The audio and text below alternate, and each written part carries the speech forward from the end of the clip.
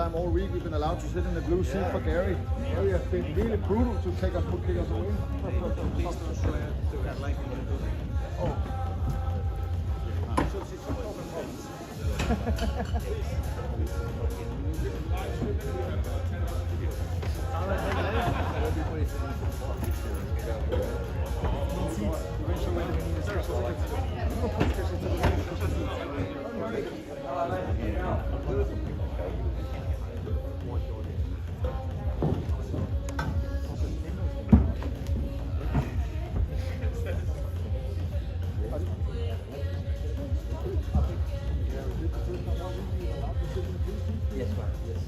Hello.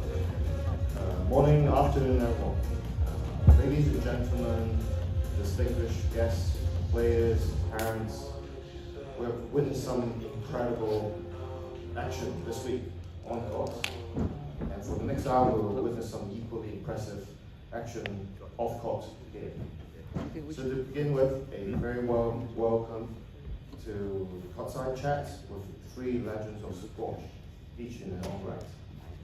Sitting on my immediate left, Mr. Jeff Hunt, AM, MBE. He's a retired squash player as well as a coach, who is widely considered to be one of the greatest squash players in history. He founded a prototype squash circuit that will evolve into the PSA circuit as we know today. Next to him, Miss Sarah Fitzgerald, AM, an Australian former professional squash player who won 5 World Open titles. She ranks as one of the sport's greatest female players of all time.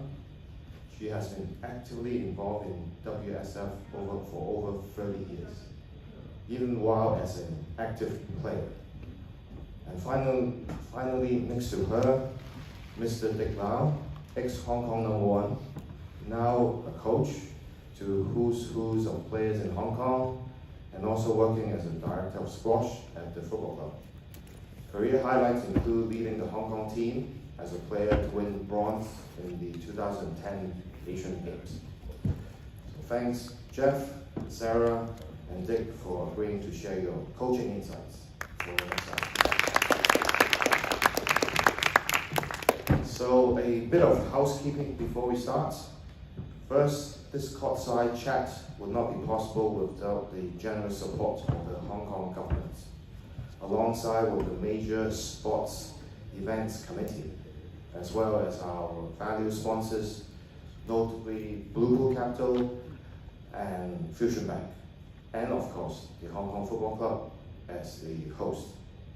Secondly, this courtside chat will be in the form of Q&A, and we will open up the floor for questions as well.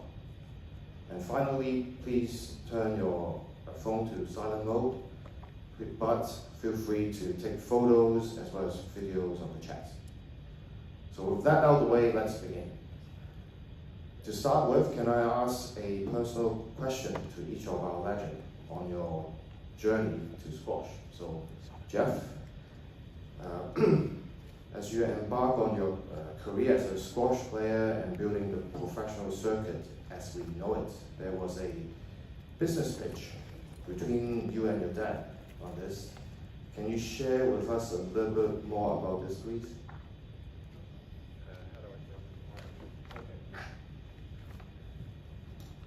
I was fortunate enough to play squash, and as an amateur, the sport you probably don't name, not something you might not know. Originally, all sports in the world almost were amateur, and not many professionals earned money out of playing squash.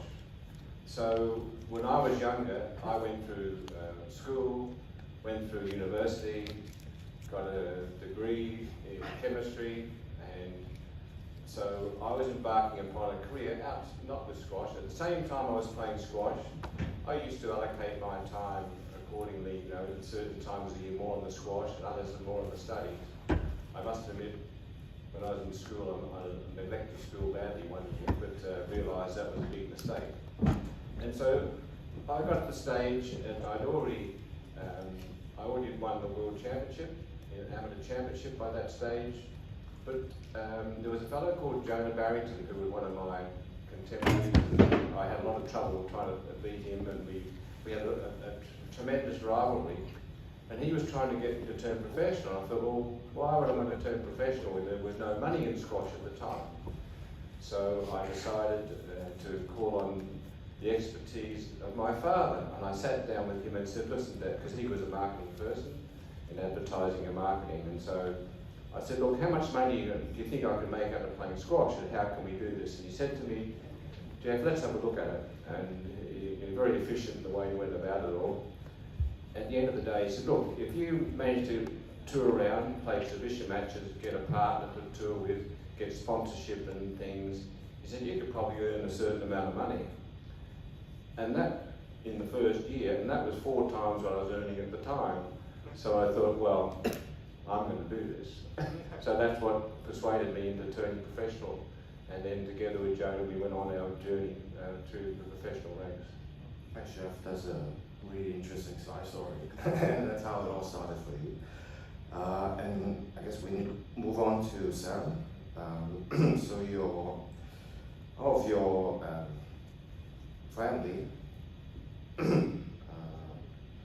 you came from a sporting family, with your mom being the Australian national champion.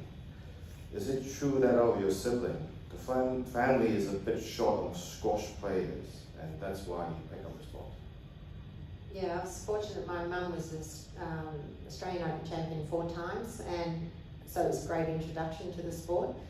I'm the youngest of 6, and the 3 just older than me all really did have a good go at squash. My 2 brothers played football, my sister went to tennis, and I stuck with squash. And I remember sitting there at 12 years old, and my mum said, you know, do you want to play? What do you want to do? And I just looked at her and I sort of calculated. My brothers were playing football, my sister at tennis. I went, I think you need a squash player. But I was already madly in love with the game. And so it really wasn't that hard a decision. And, you know, squash obviously took up a lot of time. You know, school holidays was playing tournaments and all sorts. But none of that was a burden to me. And the friends that I made around Australia became my friends for life, and of course that led into the international tour, and the people I met became my friends for life. But just going back to school, I remember when I joined the Australian Institute of Sport under Jeff and Heather Mackay, I remember Jeff sitting me down and we had a little chat, and he said, and I'm sure it comes from his own experience, because I was like, oh, I don't need to go to school, and you know, I don't want to leave Melbourne and go to Brisbane and change to a new school. And he goes, you need to do school. And I fought him for a little bit, and he convinced me that school was the right way to go, and at least complete it, because, you know, if something had gone wrong in squash, I had an injury that was going to stop me playing, at least I'd finished my schooling and I had a good stepping stone to whatever would come after that. I'm pleased I did finish my school, but I was very fortunate enough. Squash went well for me, so I didn't have to worry about that. Thanks for that insight. We'll pick up on that points later in the talk.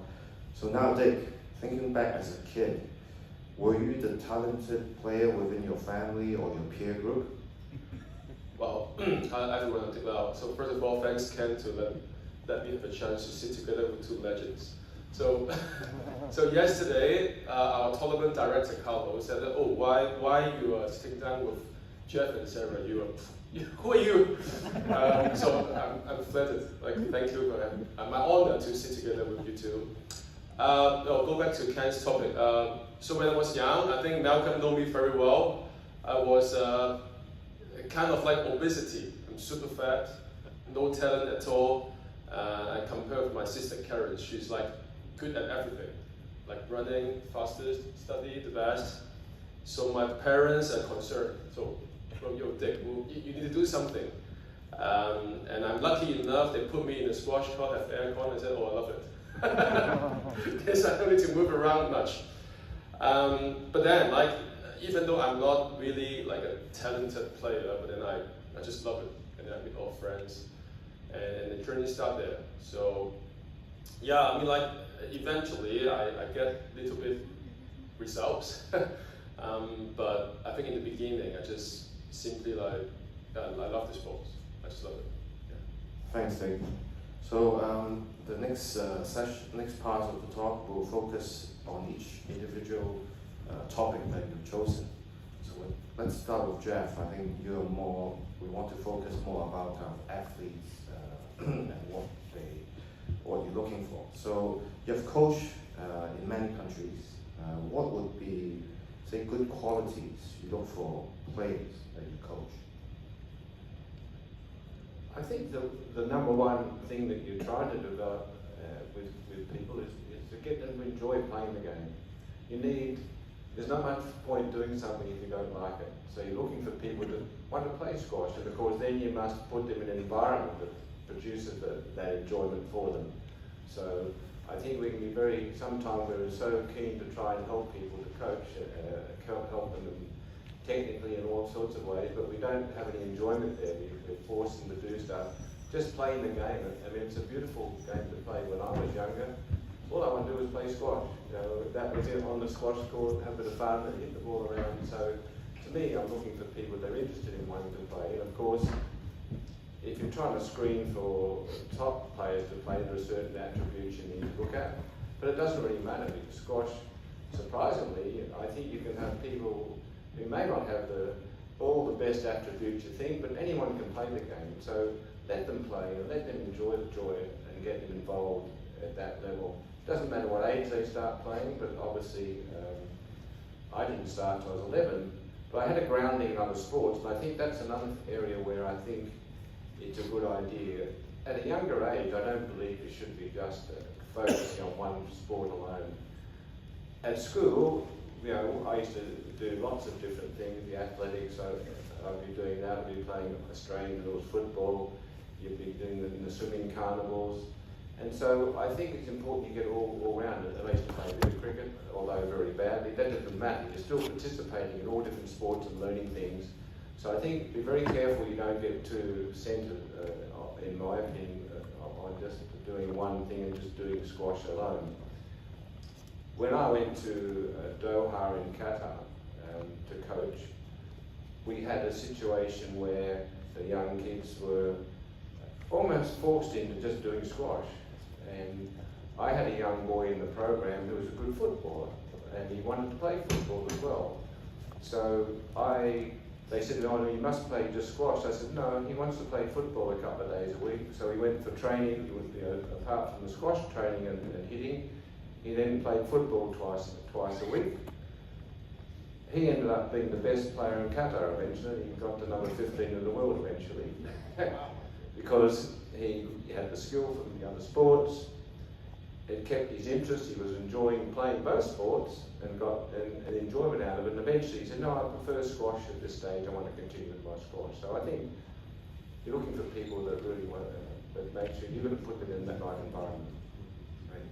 I've got two more questions before we move to Sarah. So it's very interesting that you talk about playing different sports, which should be complementary to squash. Is there an ideal body size that squash players have to be, given now the modern game is very demanding? Not really. If you look at the players on the court just today, there were some really tall Egyptian players playing, and they've got an advantage in reach. And then you go back in the history of squash and you see some of the best players were small. And you saw last night, Victor, he's not a particularly big guy, isn't he quick on the court? And his movement, and so he was moving beautifully on the court, I thought, the way he was going about it. But then Ali, who he was playing against at the time, had the reach and could take bigger strides. So no, there's no real, I don't think, particular thing. I think one of the areas that need to be good is you to focus on the game and keep your attention on playing the game. Forget about the physical side of it so much. You can always get better physically. You can always train for that. And you can also train, I suppose, psychologically too, to learn how to focus and keep your attention span and know what you're doing. And there's so many aspects of the game of squash. It's a game of fitness. It's a game of, particularly a mental game to a large extent in my view. Which is more important? I couldn't say. You don't necessarily have to have the best racket skills. You have to have good tactical skills as well. So you need a combination of everything.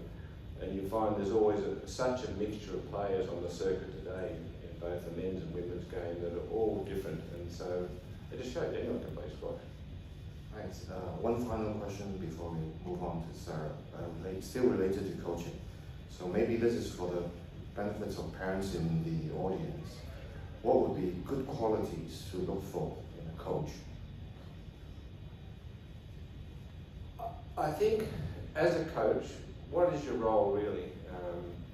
I've always thought my role was to almost motivate people to want to play the game. And I think by doing that, you need to put your players number one. They're the people you need to help. Look after them, make sure, do whatever you can for them. I think we have a tendency in this world to be too self-centered and I'm sure if you're trying to be in any business and do things, you put your clients first. So what are we as coaches? That's what we're doing. We're putting our students first.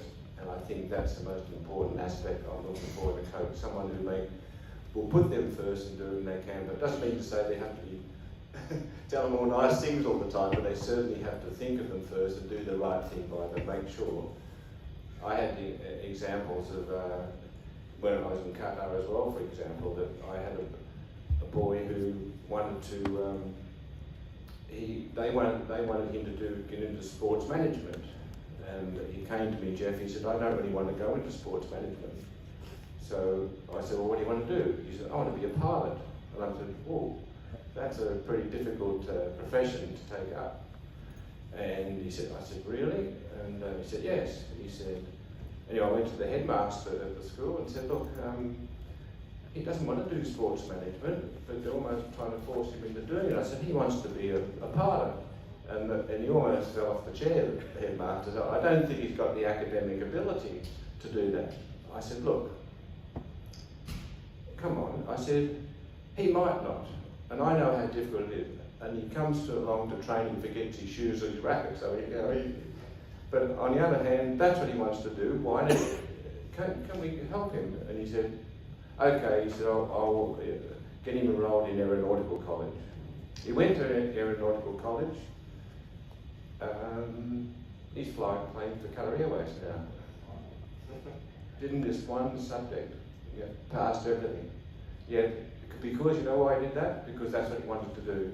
He put the focus on that area. Unfortunately, squash went by the side, even though he did represent Qatar, but that didn't matter to me. My role was to do the best I can for him, and as it turned out, I think that's the best thing I did for him. It wasn't squash coaching, getting him able to do a profession that he wanted to do. So I think that's what you need to think of as a coach, and get someone who's prepared to do that for people. So it sounds like you need to find a squash coach who is also a life coach as well. Yes, definitely. I'm sure all of the coaches here understand that. That's exactly what you've got to try and do. It's very important. Thanks, Jeff. Now we move on to Sarah, and her topic is female coaches in general. So first question, who were the female coaches in your career and how did they make a difference? Well, my mother was my first coach. Obviously her background as Australian champion and she was managing and running a venue in Melbourne. So she was the one that taught me to play and helped me. Well, I fell in love with the game, so that was easy. She was able to just help that grow. Second female coach in my life was the great Heather Mackay, so I couldn't have anyone better. But after that, I actually had male coaches, all of them. And there was about another 7 people involved in my career, one being Jeff and even the great Jonah Barrington, some other top coaches that some people here will know, Mike Way. There was my coach in England, Mike Johnson, and there was Malcolm Wilstrop as well. So I had everyone, just this little bit of input from everyone. There was other ones as well from Australia. So they all had input. I'm a strong enough personality, I guess, that I absolutely had no problem having male coaches at all. But of course, when you're probably working with a group of kids or you've got women, beginners, they're maybe not as comfortable. So right now I'm working at the Coaching Commission for the World Squash Federation, and our job is to try to find more women coaches and tutors as well as referees. Letting girls know there's that opportunity, finding them a pathway, also letting them know, they can do these jobs and be there sitting beside the men as well. I guess being the first females to do this, you do have to have a bit of strength of personality and a love and a desire to do it.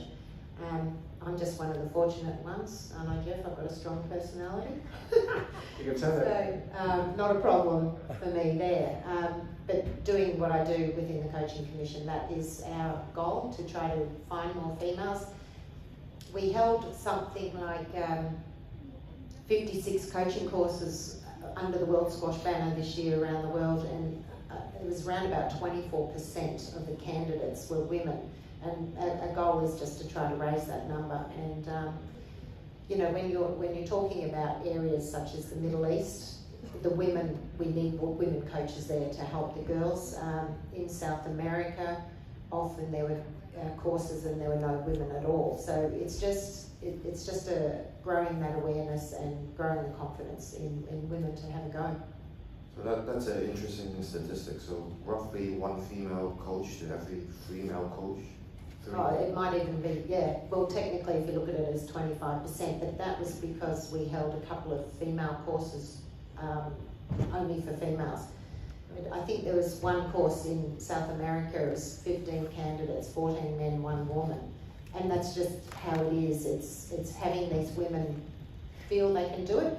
And in some cases, the girls are going away and maybe getting married. They've got a different priority in life. So it's catching them at the right time and giving them that opportunity.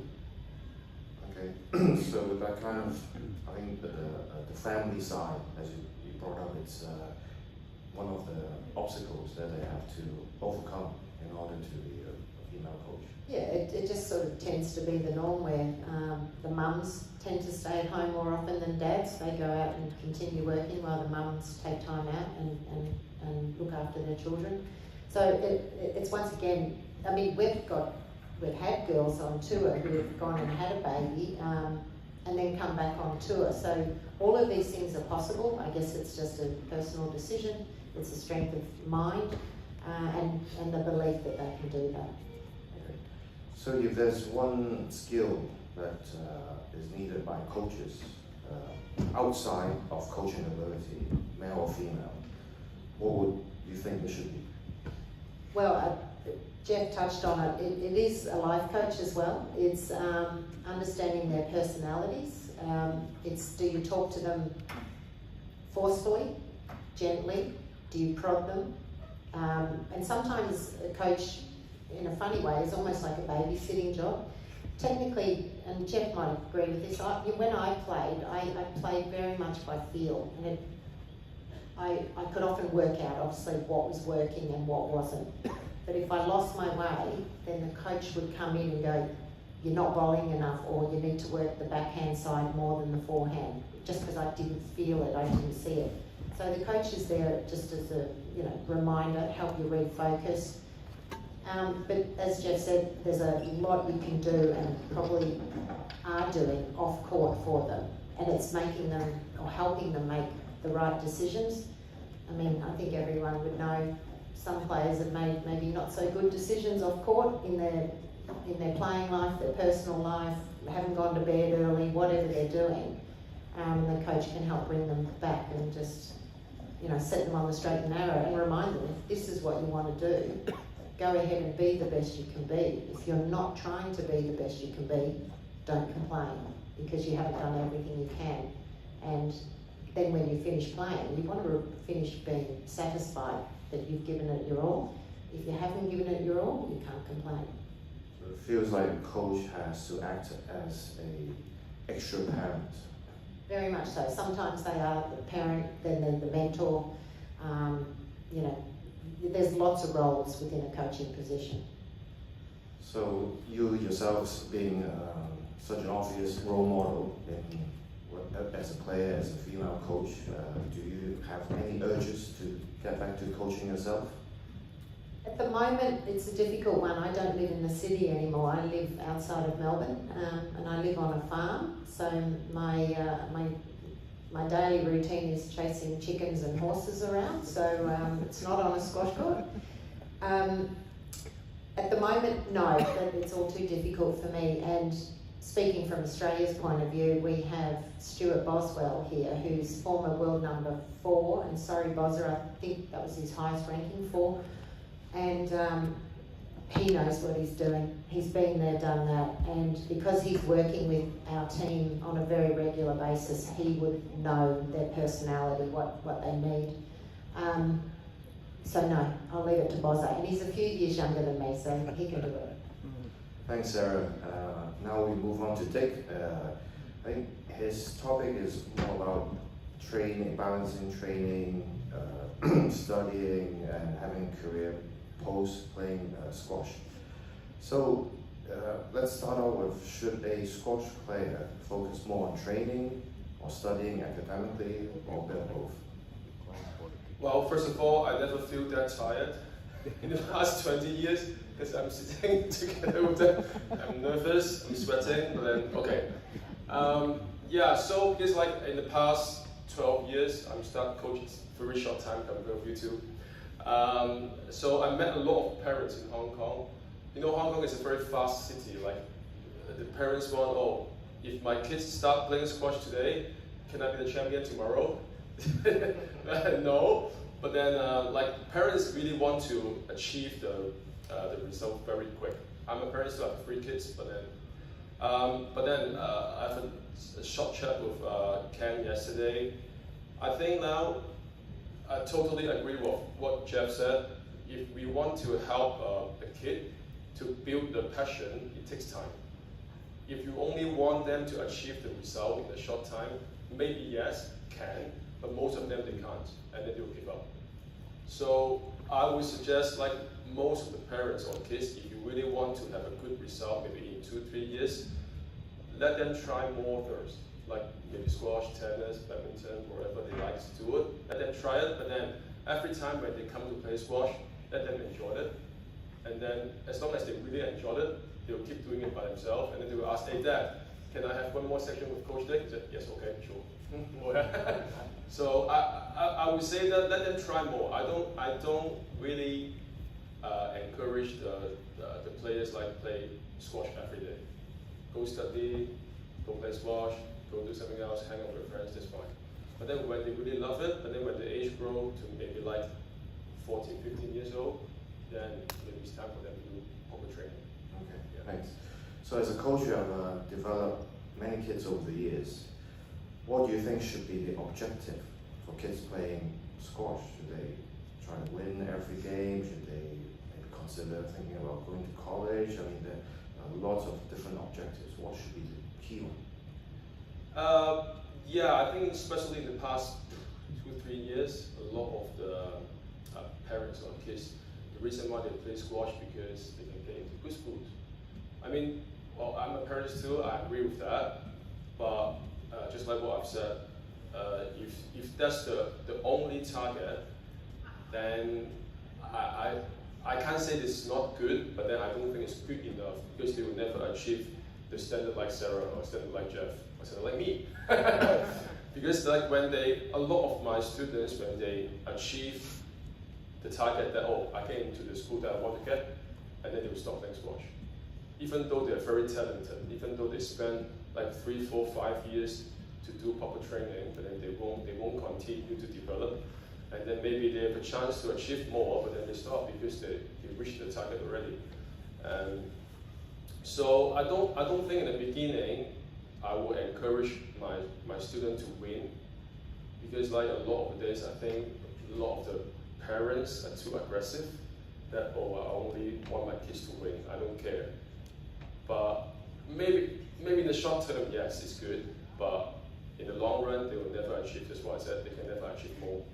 So I always encourage the parents and the kids that if you really want to be as good as Ali Farag, or Shamini, or Sarah, or Jeff, try to watch them play each shot. How do they play that well first? Forget about the result. Learn how to do a good forehand, a good drop shot, a good post. Learn from that, and then one by one, when they add all together, then you can be the world champion, but not the result. Can I just add to that? I remember as a kid, my mum asked me, "Do you want to play?" I said yes. Then about a year later, she said, "Do you still want to play?" And I said, "Yes." So she kept asking me, so the decisions came from me. So in the end, if I'd said yes to something, all she ever did was enforce the commitment that I'd made. Like if I joined a team or I entered a tournament, and it was the commitment was the only thing my mum enforced on me. But with this, it was the decisions came. If they're coming from the kid, it's easier to get them through rather than mum and dad sending them off all the time because it's what mum and dad want. If it comes from the kid, it's easier. So in a way, just let the kid be in the driving seat. And well, then they fall in love with the game. And not everyone can be Ali Farag nor El Shabini. And if they love the game, then they'll play for life. Sorry, I can recall one memory from Jeff, because he taught me how to hold a grip in Australia. I still remember clearly. So it's not about the result. When I learned that technique to holding a grip, I feel the 成功感 is like how do you say that? Sense of achievement. Yeah, just holding the grip properly. But then, yeah, of course, maybe I win a Hong Kong champion. I feel successful, but then maybe not more than I know how to hold the grip. Yeah, I think the parents or the kids in Hong Kong, I think they need to just make a smaller target first. You don't need to be the champion in one day. Yeah. So the saying, one shot at a time, really, parents should really remind yourself that. So maybe moving on, a final question for Dick before we open up to the floor. So not everyone can be in the national teams, can be legends like yourself. But for the next level down, who have trained very hard, who just didn't make the national team, studying hard, I mean, is there anything that they can do after their playing career, or their career paths that you can suggest? I think in different countries have different, way to after they've been athlete. But I think in Hong Kong, it's very competitive. Small city, a lot of people. So that even though including myself, I quit school at 16. I think it's too early now, so I should study longer and get more knowledge. But then, I mean, in Hong Kong, I always recommend the kids, like even though you play full time, you still need to continue your study. But then you don't need to choose to study when everyone goes to study. For example, like if your prime time is around 16 years old, why don't you just go play squash first, focus on squash, but then part-time you still go to schools or colleges to continue your degree or whatever you need to. And after your prime time, then study more. And then you will find maybe like a sport management, maybe a pilot, just like what Jeff said. Yeah. Can I just add a comment? I got a lot of my enjoyment out of playing squash by playing for a club, local club. So there's no reason why, if you're not going to make the grade as a top player, play for your local club. I tell you what, the biggest thing I missed when I turned professional and started touring overseas, I couldn't play for my beloved Elmer club in Melbourne. And we had such a good rapport and team spirit amongst our group, built over a number of years. It was unbelievable, really, and I've still got friends from those early days, even now. And I must admit, I really miss that. So, local club squash, competing within the region. Some players not maybe good enough to get to the international level, they can still compete within the regional thing. And I think that's important. They can always have a tremendous amount of fun.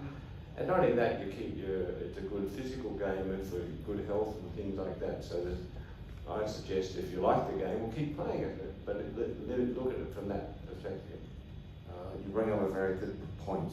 Just to check, you two are members of the football club as well. So this could be your local club. Please come and play with us. And with that, we'll open up the floor for questions. If anyone has some questions they want to ask. Please. Not me, please, but don't ask me. I won't pick on you, Dean. But Sarah, you had a fantastic career as a professional, then you've had a stellar career in Masters. How do you compare your experiences from the pro circuit and then moving into the Masters environment? Oh, I absolutely loved it. Obviously, I retired off the professional tour. You know, I had great success. I think also I'd set myself what I wanted to achieve, and once I achieved it, it was you finally kind of take that big breath. Oh, I'm done on that. But then I needed a little break after the tour, which I had mentally, physically, emotionally, and then I came back and started playing the Masters, and I absolutely loved it because it was a lot of the people who were on tour who had also retired, but they loved the game so much they kept playing. And there was some seriously amazing ex-professionals playing the Masters. It was so much camaraderie, and everyone there, when you play Masters, there's a small percentage that to win the Masters, it's really serious for them. That's what they've gone for. The rest are there for 95% of the others are there for fun.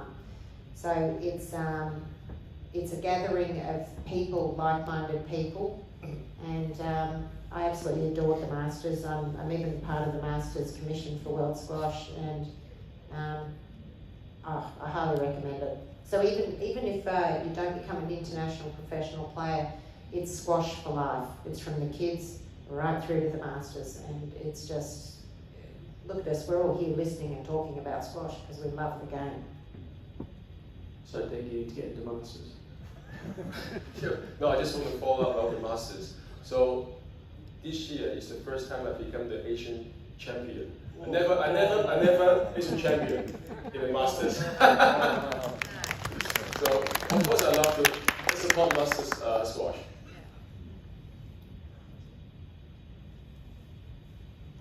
No, I'm okay.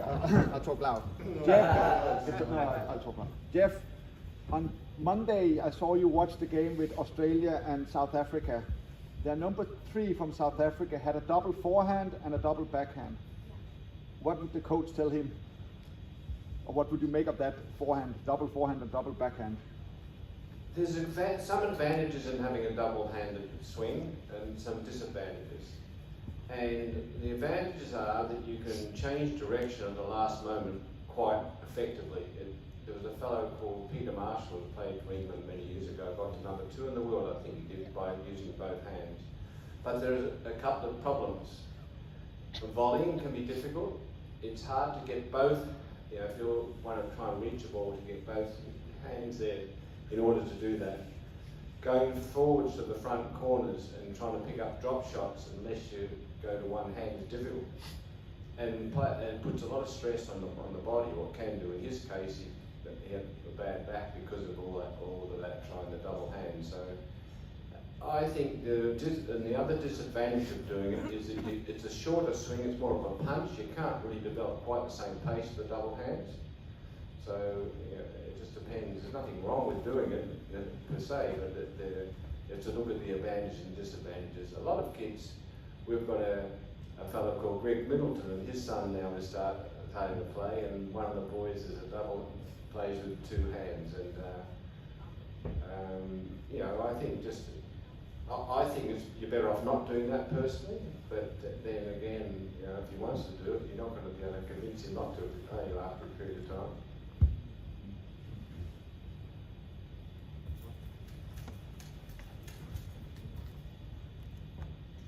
Hello. You're all legends now, but thinking back when you were younger and when you were at school, did you know that this is the right path for you? And were there times when you wanted to give up, and how did you decide to continue? I played squash. I played tennis for a number of years, first of all, and got a good grounding in tennis and played competition tennis in the region.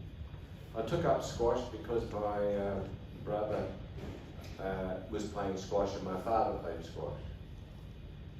And I must admit, when I took up, I just wanted to play squash. After 6 months of doing it, I almost gave away tennis immediately. I played that as well for a couple of years. I had no ever thoughts of going on and winning any tournaments. I just wanted to play. I enjoyed the competition. I enjoyed being on the squash court. So I never ever gave any thoughts whatsoever to the future, what it may hold. I didn't even think about that. And even to the extent I wasn't thinking of trying to play and someone to represent my home state or whatever else. I just did it because of enjoyment. And suddenly those things appeared out of nowhere to me, really, which obviously I grabbed with both hands. And the ability to be able to play for Australia.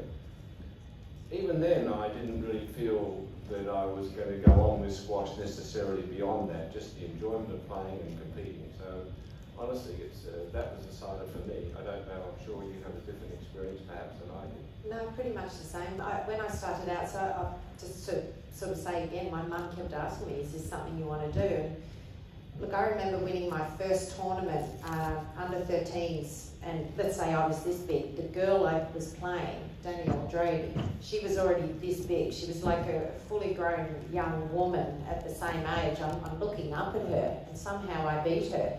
The first trophy I received, seriously, was this big. It was bigger than me. And I thought, geez, this is good.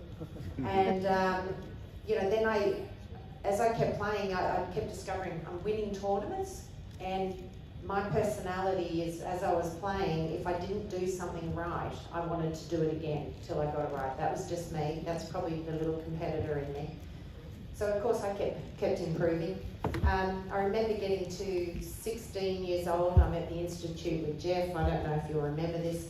I had a day on court, and I was just 16. I was emotional. I'm crying. I don't want to do this. I'm stomping around the court. I'm throwing my racket. It was just awful. And Jeff basically sat me down and said, I think you need to go home. You need to have a little rest here. It's a combination of you're tired, you're emotional, go home. And I'm like, no. He said, go home. And he made me take 2 or 3 days off the court. And I think it was just a mixture of things. I think I was just a kid, emotional, I wanted more, it wasn't happening, I wasn't playing well, it made me more upset. I had a couple of days at home. I came back $1 million after that. I felt fine. I just needed to get it out. And I think everyone goes through those sorts of emotions and issues, but it wasn't till the Institute I had an opportunity to go overseas. And once again, I'm playing, and here I am in some foreign country, and I'm making friends, and I'm playing squash, doing something that I loved. And I'm thinking, geez, this squash thing's good. It's taking me around the world. And then I quickly, I worked out fairly quickly, I could play the game all right. And then my decision was, do I want to do this more, and do I want to get better?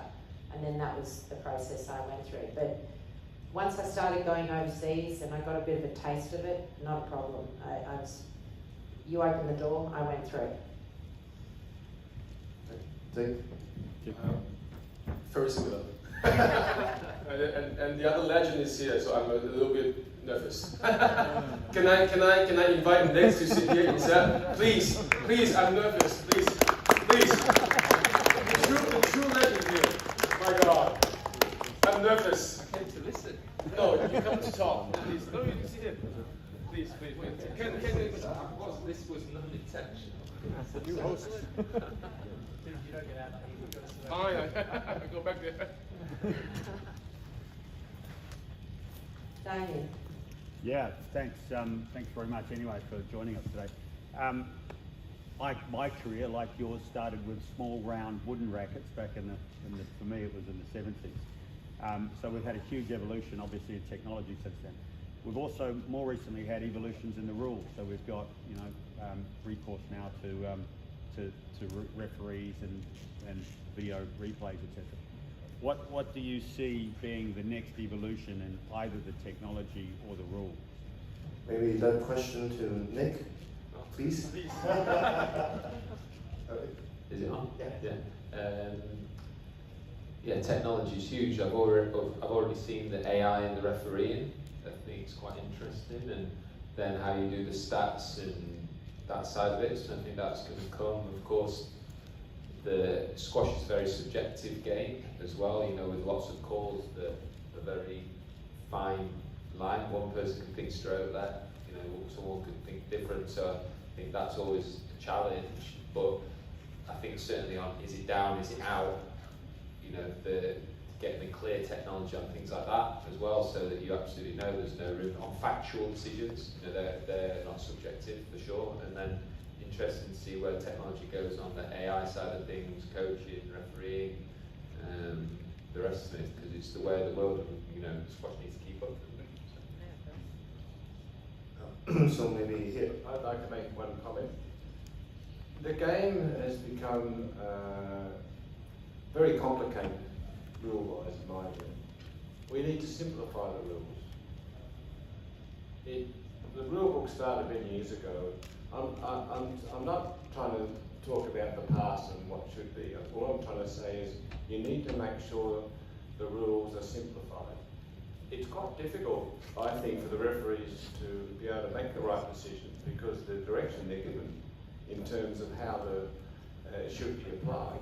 I find it extremely difficult watching these days because I don't know what's going to happen. I think the explanations are often given to the players that aren't really within the rules. It's been given, I don't know how this has developed over many years, but I feel they need to simplify the rules more, make it quite clear what you should be thinking of the referee, and that way everyone will be a bit more consistent. Whatever the rule is, provided they all do the same thing, but that's not happening. That's what I find anyway. I think it's been so, I struggle very big time watching that. I was fortunate enough many years ago that my father was on the International Rules Committee, and he looked at the rules in the beginning, and he was on with two other gentlemen, and they were always trying to change the rules and add things and do this, and my father fought very hard at that time to stop it happening, because the rules at that time encompassed a hell of a lot and were reasonably clear to understand and apply for that reason. And I just think that that's the area where we've lost it completely, to be honest. It's sad to say, I don't want to criticise the modern referees because they're trying their best to make improvements and do it the best that they possibly can, but I feel we've gone the wrong direction in doing so. Thanks, Jeff. Can I just jump in here and give a brief introduction of Nick Matthew? He's a former English professional squash player who won two of the most prestigious tournaments in the professional game, the British Open and the World Open, 3 times each. So recently I noticed that you've taken up coaching, leading the English women's team. And this little chat here is all about coaching. Can you share some insights of turning from a pro and then retiring and being a coach now? Yeah, no, we're one team. So myself and Stuart Crawford, who's the new national coach, we're coaching across both teams. You know, I've got the men are in the finals, so I have to take some credit.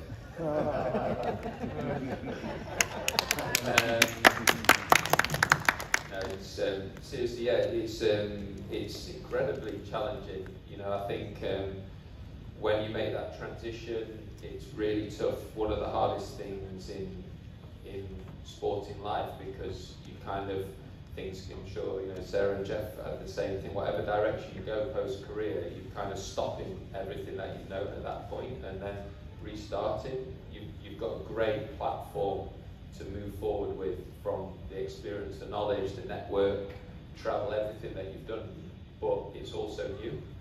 So, you know, one of the biggest changes is not about you anymore. When you're a player, it is a very selfish lifestyle, it has to be.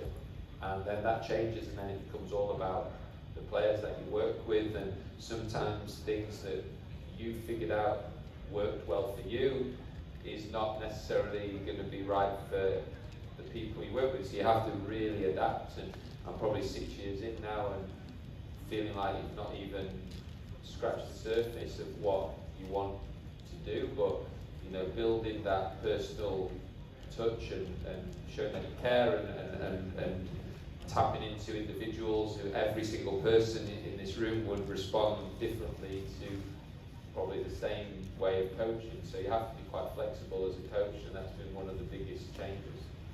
Yeah, I think you echo points being talked about by Sarah and Jeff, that you are no longer in the driving seats. It's the player that should be leading. The funny thing is now, as Nick said, it used to be about him when he was playing. Now he's the one booking the physio, finding a banana for the player. No, Stuart was that point. Stuart, Okay. when I said we split the duties, you know. Yeah.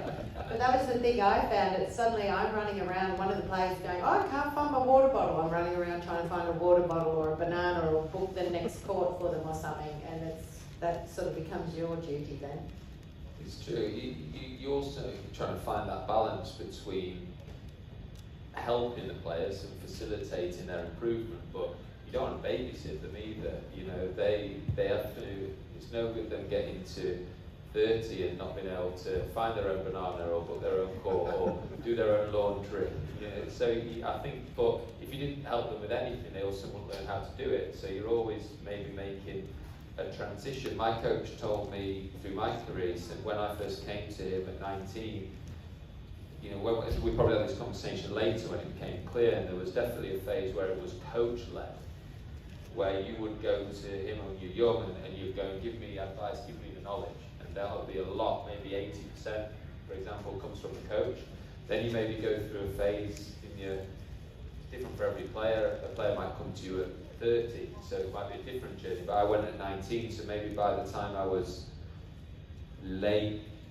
mid to late 20s, it became a 50-50, where I was leading a bit more, I need this, I'm feeding back this, and then he would add on, and then by the time I was in my 30s, it was very player-led, and I was very owned what I needed to do, because you're already an experienced player at that point, and then the coach was just then adding on, so then it maybe was 80% player.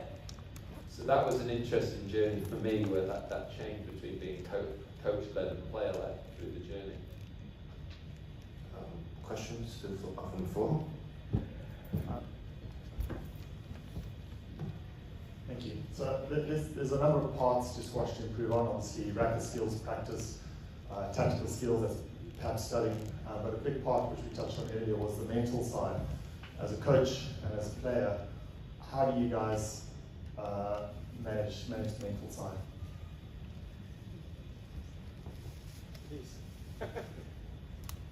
Look, everybody's different. That's the thing. And I remember when I got into coaching initially, I thought everybody thought like I did. And I got a shock to find out that wasn't the case. You know, I was able to think on the court, see what was happening, and change things and understand what we were doing. Didn't get out of control. And funny enough, I was working in an institution at that time where I had access to a sports psychologist. So in the first year of coaching in that institution, I virtually put the sports psychologist, the last person on the list of helpers that I had to call upon. After 12 months in the job, I had him first the next year because I found everyone had a different approach, a different way of thinking, and I thought the sports psychologist added an enormous amount of help in helping people learn how to focus, how to be in control, and how to implement their game plans and things. So I feel as a coach, you are a psychologist of sorts anyway, and I think that's where you have to be very careful how you go about what you're doing and be very sensitive to that very fact. You can influence them in many ways, and most people don't have access to a sports psychologist because it costs money, it's not easy to get to. I was only using that as an example to show the importance of it, and I think you have to be fully aware as a coach where that is. I'm not going to try and suggest exactly how you go about it, but you have to be sensible about how you approach some of these issues, and even to the extent, as a coach, as Nick was saying, people have different, pick up different ways of learning things. You know, some people are very audible, and some people are very visual, so you have to really be very much aware of your students and what their attributes are and how to help that. And sometimes you may have to go and get help for them, because I've seen some players go through the whole career and really would have had a tremendous benefit if they'd have gone and had sought help themselves and understood they had an issue there. They would have been a much better player. Because I've seen so many people turned around by developing the right mental approach, however they end up doing it, whether it's seeing a consultant or just through a learning process. I don't know whether that probably doesn't answer the question, but I think it's just so important. You know, I think we probably come from an era as well where it was almost kind of seen as a weakness. Going, oh, if you need to go and see a sports psychologist, feel like you're admitted that there's something wrong with you. But that's different now. You know, it's the gym for your mind. You know, you'd always go to a physical coach. Why would you not go to a mental coach? But I think that's kind of changed. Definitely when I was my actually very first coach admitted to it, said to me, oh, I don't think you need a sports psychologist when you're older. You know, and that was the mindset. And he wasn't saying anything wrong for that time. But it was almost kind of like, oh, you only go if something's wrong. Whereas I think now there's a definite mindset. And then we go because we want to strive for improvement. And so it's equally important as the technique and the physicality and everything like that. You have an S&C coach, why would you not have a mental coach if you can? But Jeff's totally right as well. Coaching crosses over. Our physio this week has probably been the biggest psychologist in our team. Because you spend an hour on the bed with him having treatment, and of course you're going to tap into you talking. It's like a treatment couch in you know, head to toe. And what about during the game? So, an example, last night, Ali Farag against Victor. Ali was down 2 games, and his personality seemed to change on the court. He started to become much louder, a bit more aggressive, seemed to psych himself up, seemed to psych Victor out. Is that a tactic? Is that something that he's sort of thought out beforehand? Is that something he's sort of prepared for? I saw the match, and there was one point in that third game where he gave up. He didn't run after the ball, and I thought, wow, you know, I thought he was going to give it away. Then Victor made a mistake on the next shot, and suddenly Ali picked up again. You know, he had a momentary period of time where I thought he was going to give it away, which I was surprised, and he used that when he realised that, you know. Yeah, I think that's when he really got and yelled out. Some people can do that, and it's very helpful to them. I think other people distract themselves by yelling out. I saw one game yesterday with one of the girls' matches against Australia, when the Scottish girls, she did the first rally, she won the point, and hit a really good winner, and she yelled out, screamed out, and she lost the next 4 points in a row. You know, so it just depends. I think you need. Ali went on that court yesterday, and I don't think he was warmed up properly. Whereas Victor was come out like he wanted to play. He was actually on fire, but he was physically ready for it. I don't think Ali did that, and I think that was his downfall. And I think at the end of the day, that third game, I think he was lucky that Victor dropped a few shots. Otherwise, he wouldn't have got through that match. And maybe, Nick, what do you tell the two brothers in the team? Halftime talk. Yeah, I mean, firstly, they're very touchy on this, but they couldn't be more different, you know, as personalities. And I think one of the difficult things with a team event is quite often you might come in as part of the national team, and they're not players that you work with day in, day out. So then actually you'll have had preparation squads and you will have got to know them over the years, yes, but very different compared to a player that you work with every day. And then you're more likely to really know what to say at the right time, hopefully, or what makes them tick. So it's a lot of, that getting to know process. I think with somebody like Mohammed in particular, I played him many times. So I think, you know, that's maybe, you know, let's see tonight, you know, but sometimes that's been a good thing because you can kind of recognise certain signals because you've been in the heat of battle with him. But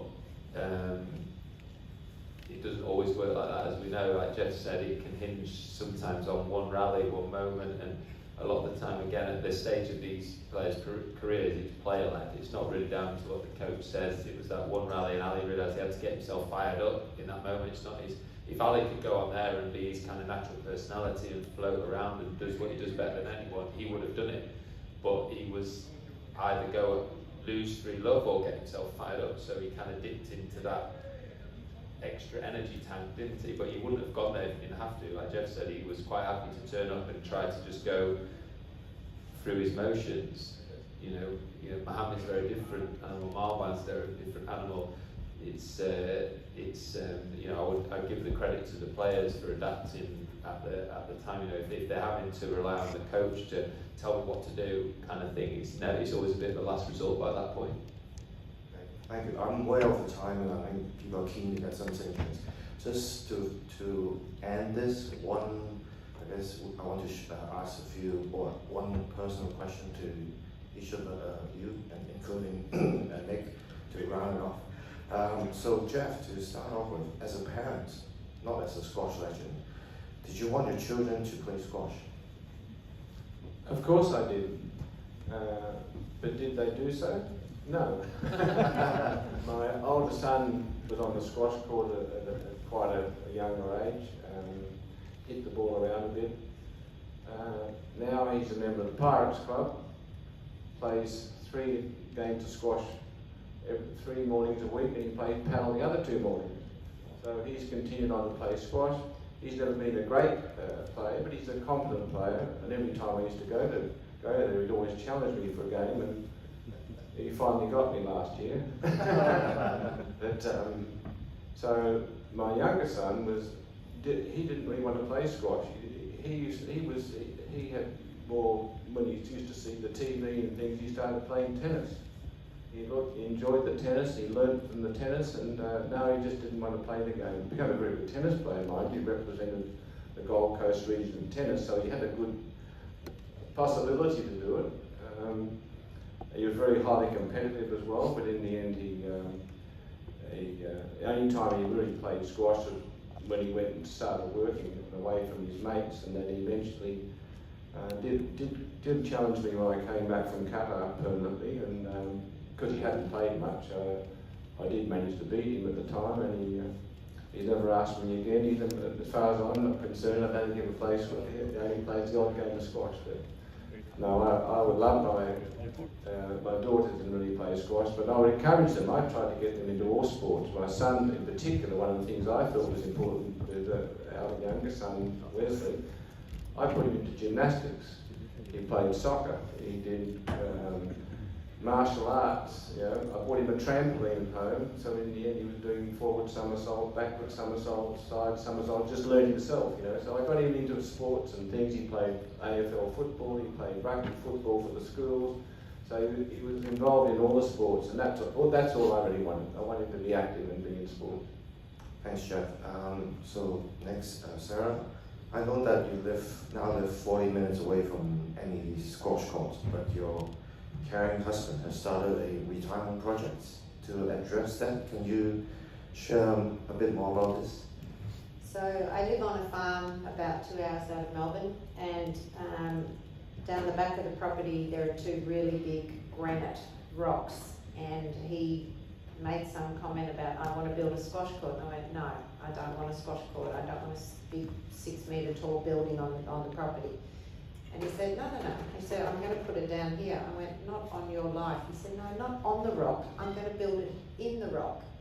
So he's making a squash court in the granite rock. So he's on an excavator cutting out the granite. Basically, in the end, when it's done, the front wall and 2 side walls will be made out of granite. So it's going to be something pretty unique. And I'm hoping in time, you know, people who just love squash, if they're in the area, they'll come and use it, then they'll sit down and have a glass of wine or a cup of coffee with me or whatever. And I just want people to come and enjoy it. I guess technically I do need to get back on court and use the court myself.